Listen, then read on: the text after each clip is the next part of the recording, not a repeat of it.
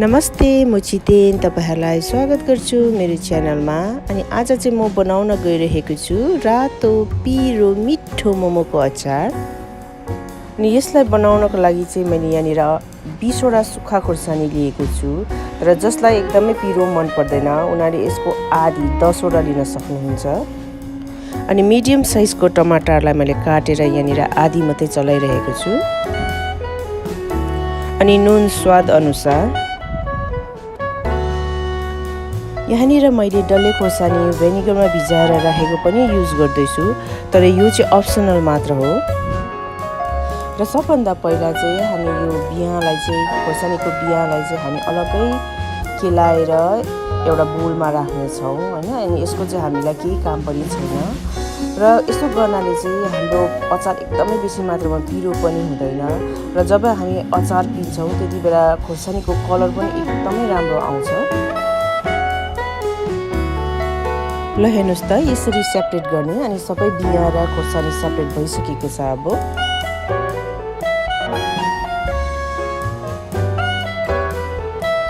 र यहाँ म एउटा बोलमा यो खोर्सानीलाई राख्दैछु।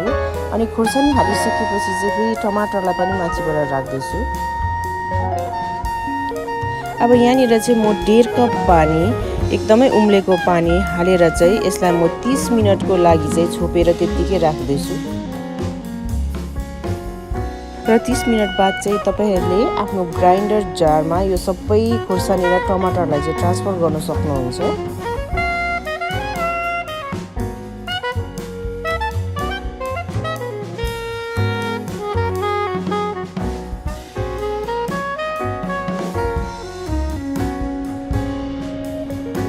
त्यसपछि स्वाद अनुसार नुन पनि राखिदिने।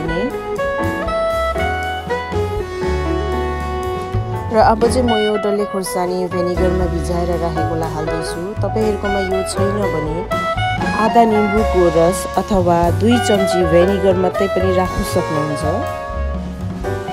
अब हामी यसलाई ग्राइन्ड गरेर एकदमै मिन बनाउने छौं। र अब मैले यो अचारलाई ग्राइन्ड गरिसकेको छु र हेर्नुस् त कलर पनि एकदमै राम्रो आएको छ।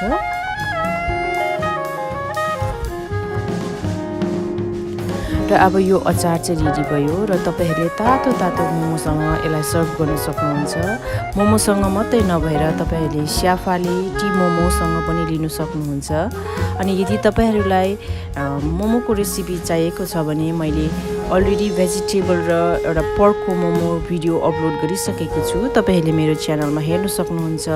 अनि यदि तपाईहरु नयाँ हुनुहुन्छ मेरो च्यानलमा भने प्लिज सब्स्क्राइब पनि गरिदिनुहोस्।